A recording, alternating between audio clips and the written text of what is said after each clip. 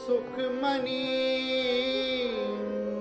सुख अमृत प्रभ नाम भगत जना के मन विसराम।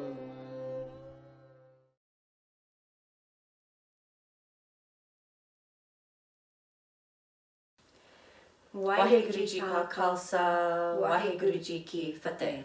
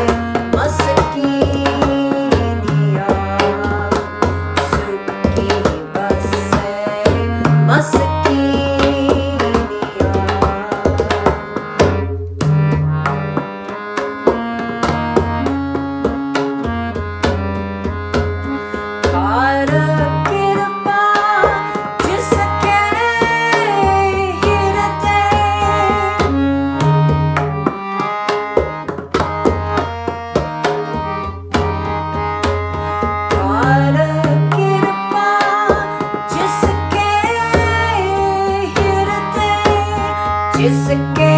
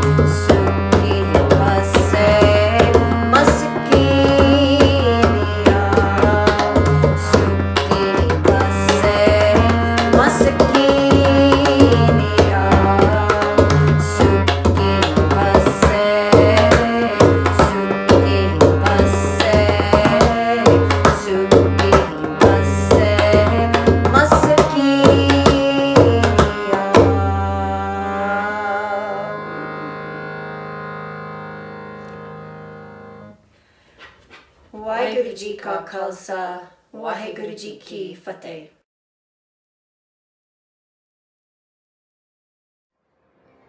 वाहिगुरु जी का खालसा वाहिगुरु जी की fateh. Today we are talking about the Sukmani Sahib, and this is the 12th Astpadi. The Sukmani Sahib is such a gift. It brings us real lessons of life. It is a pathway of how to live and make your way back to Akal Purakh Waheguru. Sukhmani is really a beautiful definition and example and shining example of Shabad Guru, where the Shabad is your teacher. The words of Guru Arjan Dev Ji are your teacher. And nothing is more just stunning and direct and inspiring than the Sukhmani Sahib. So in the 12th Astpadi, let's go ahead and recite it, the first part, the first 4 lines first. We'll talk about that.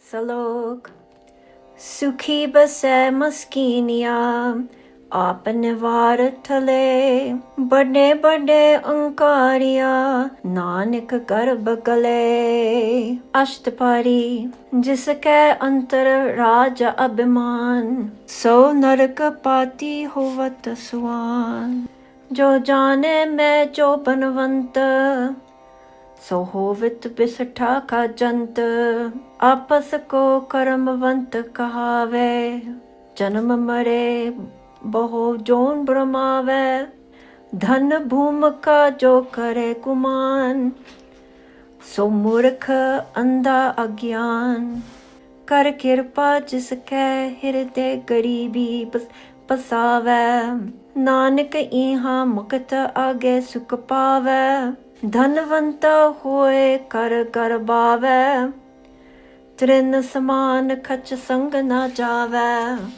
बहु लस्कर मानुक ऊपर करे आस पल भीतर ताका होए विनाश सबते आप जाने बलवंत खिंद में होए जाए पसमंत किसे न बदे आप अंकारी धर्म राय थिस करे कुआरी गुर प्रसाद जाका मिठे अभिमान So Jan Nanak Darga Parvan.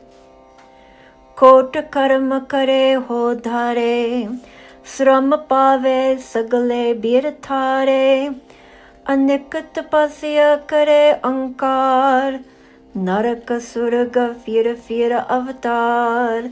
Anik jatan kara atma nahi drave, Har darge kaho kaise gave, Apas ko जो भला कहावे, तिसे भलाई निकट न आवे।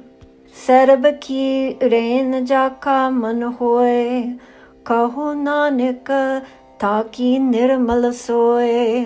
जब लग जाने मुझ थे खच होए, तब इसको सुख नाही कोए। जब यह जाने मैं खिच करता, तब लग गर्भ जोन में फिरता। जब दारे को बेरी मी, तब लग नेचल नहीं चीत। जब लग मोह मगन संग माए, तब लग धर्म राय ते सजाए। प्रभ कृपा थे बंधन टूटे, गुर प्रसाद नानक हो छूटे।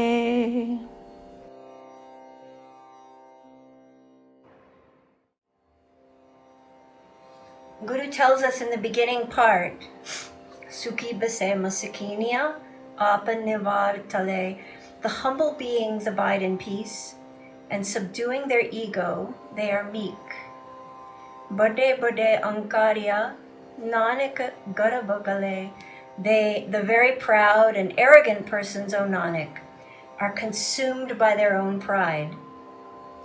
So in this Ashtapadiya, we are talking about ego, reincarnation, and humility.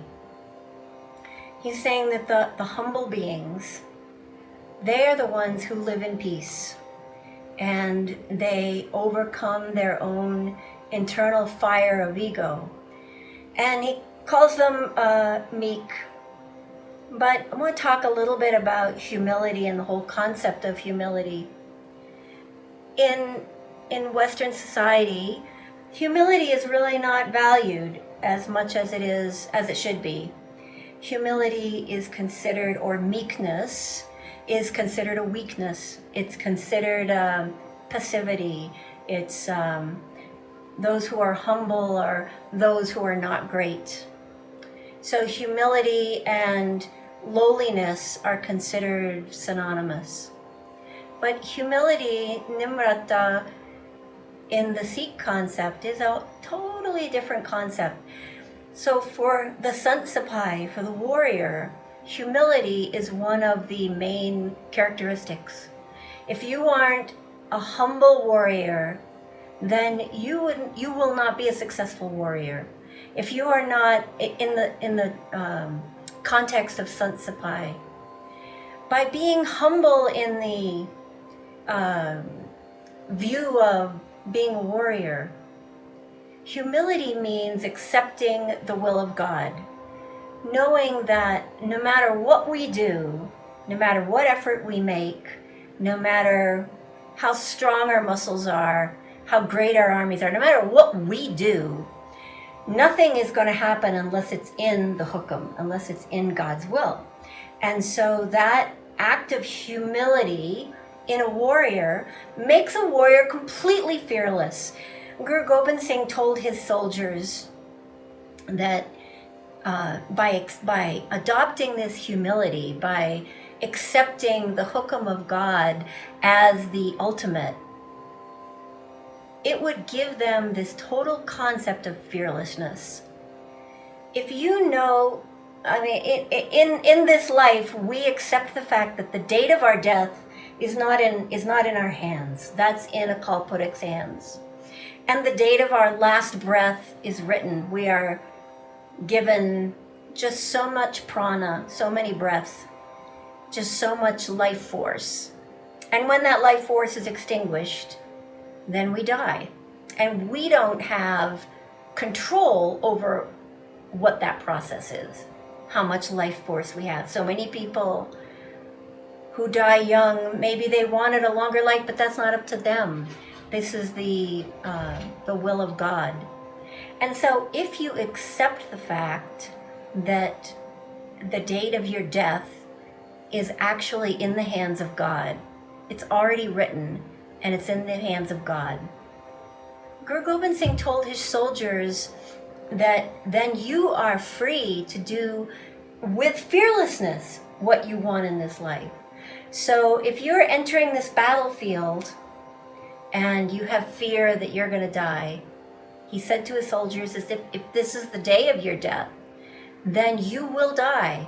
And you will die today if you fight on the battlefield, or if you turn and run, you'll be struck down in your running. And if it's not your day to die, there is nothing that the enemy can do to take your life, because this is in the hands of God. This is humility. This is when you accept that will of God, you've accepted that humility, and you understand that it's really not up to you this entire life. So we live our lives with as much righteousness as we can. We honor righteousness. We live with rectitude. But the actual date of our death is not in our hands, and the actual outcome is not in our hands. And he says the proud and arrogant persons are consumed by their own pride. He doesn't say that it's a sin and you go to hell. He says that ego is its own punishment. When you are driven by that internal ego, it's its own punishment.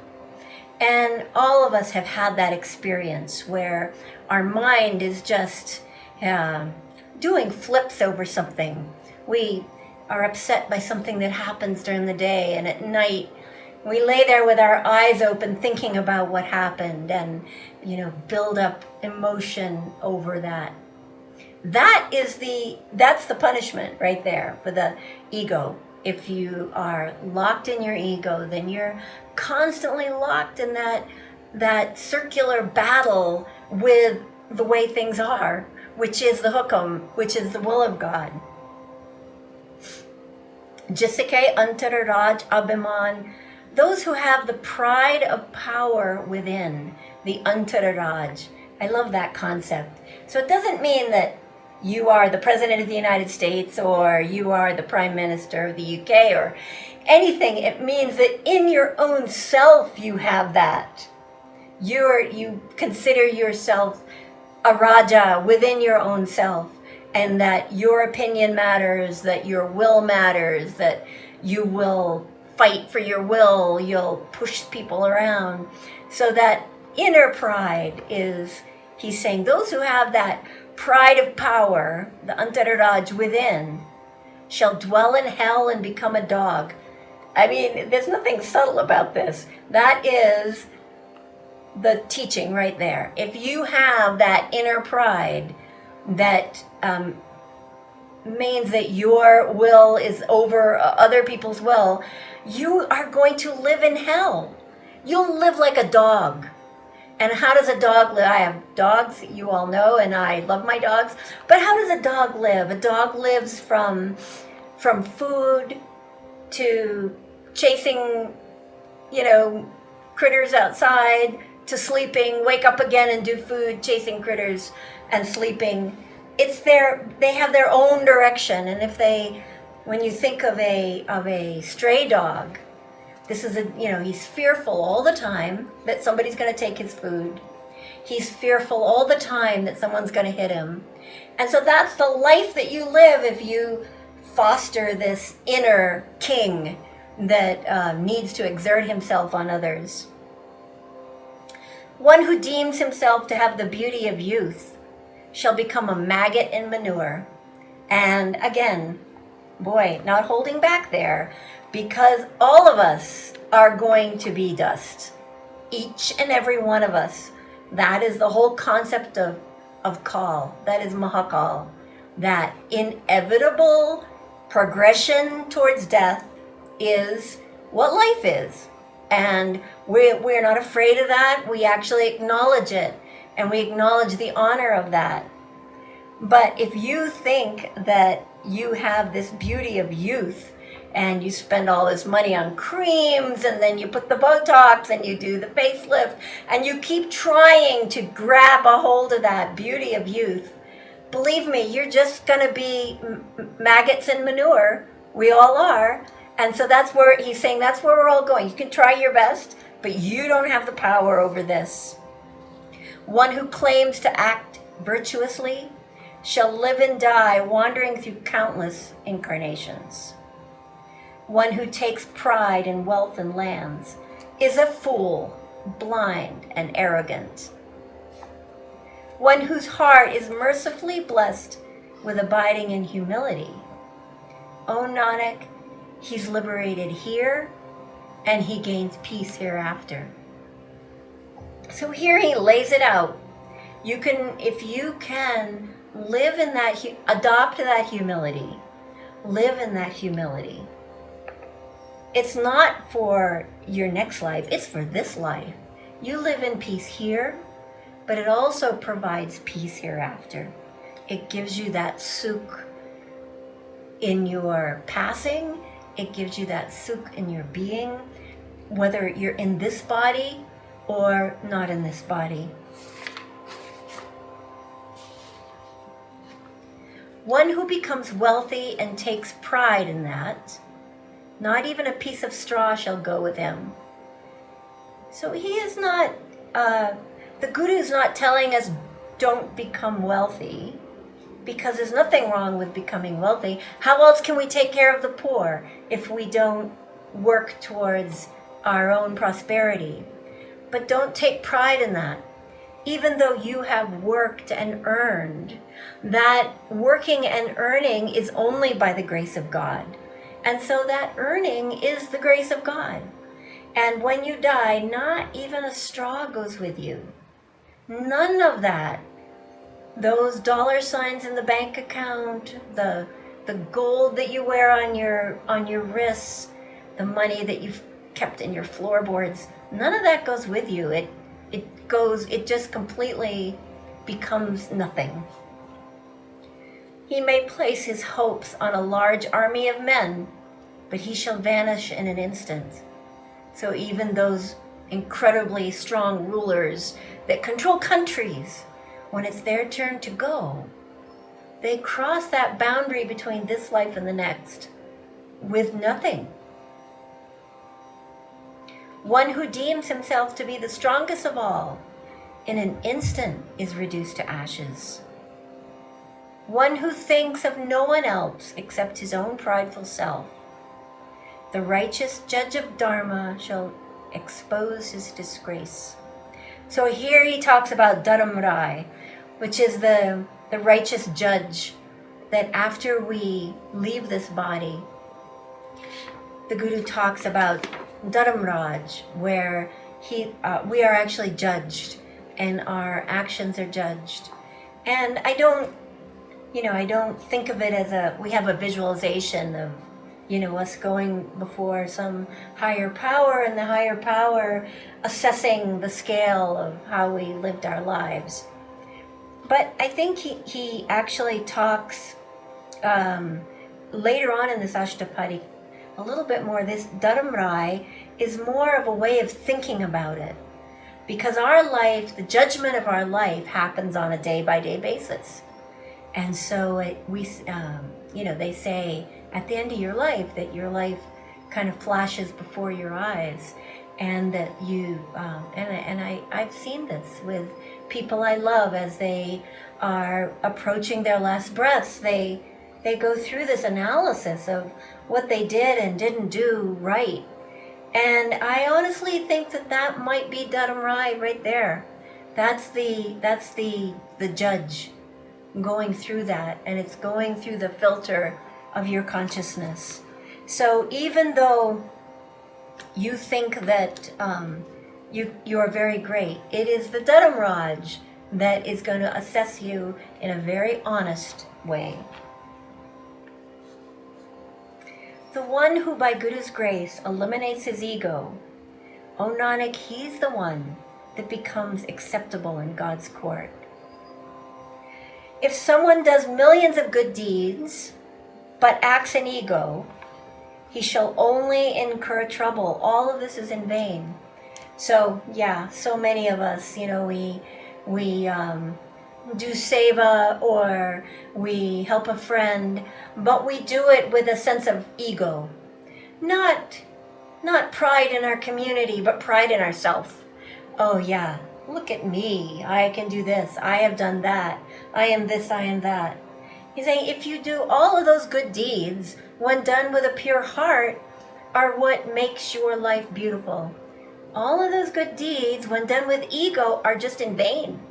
They are just like any other deed. They have no value. If someone performs great penance while acting in selfishness and conceit, he shall be reincarnated into heaven and hell over and over again. Anika tapasya. That tapasya is the practice which builds heat in your body, spiritual heat. And a tapasya can be a very austere yogic practice. A tapasya can be an austere japa, the reciting of mantra over and over. So the tapasya itself is not the problem here, because tapasya is it's a path, and it's a path towards God. When you build that interior heat and it burns out your karma, but if you do that with conceit or selfishness, if you are doing it to show the world how great your spiritual powers are, that becomes a problem. That just becomes like a stone around your neck that leads you back into that, into the path of birth and death. He makes all sorts of efforts, but his soul is still not softened. How can he go to the Lord's court? One who calls himself good, goodness shall not draw near him. One whose mind is the dust of all, says Nanak, his reputation is spotless and pure. So if you continually reflect on yourself and others that I am good, that sets up that polarity that I am good and somebody else is not so good. And so it creates that duality. And as soon as we create this duality, then we suffer the consequence of duality. Duality is part of the path of karma, of birth and death. And so the minute you set up duality, you have set that whole thing in motion, and it works against you. But he's saying that those people whose mind is the dust of all, in other words, really and truly in your heart and in your mind, you understand the oneness of all things, and that your existence has no high or low compared to another. We're just, in fact, we are just the dust of each other. We are one and the same with each one. So how can one be greater and one smaller? And if you can accept that, if you can really understand that, you will live spotless and pure. He shall have no peace as long as the mortal thinks that he is the one who does things. He shall wander in reincarnation through the womb as long as he considers one an enemy and one a friend. His mind shall not rest as long as he is intoxicated with the attachment of Maya. It is by God's grace that his bonds are shattered, and it is by God's grace that his ego is eliminated. So again, I see no enemy and I see no friend. That really that God's light, that jyot is in all people. And that we must relate to everyone really as the same. Manasiki jat sabe eke pachanabo. That light is in each and every person, so there is no enemy and there is no friend. There's a saying that Yogi Bhajan said often was, there is no good and no bad, thinking makes it so. So you could say, you know, this person is bad and this person is good, or this person is an enemy, this person is a friend. But actually, that's not true. And when you get to be the dust of all people, then all people become the same. This is a very hard thing to accomplish, and it is one of the goals of our lives. So in this 12th Astpadi, Guru Arjan Dev Ji really lays this out for us in very clear terms. And when we talk about the second part of the Ashtapadi, we'll really talk more about reincarnation in that whole process. And he's very clear on how to think about it. If I've made any mistakes, please forgive me, and please keep me in your prayers for my own peace of mind, and I will keep you in mind for your health and peace of mind and happiness.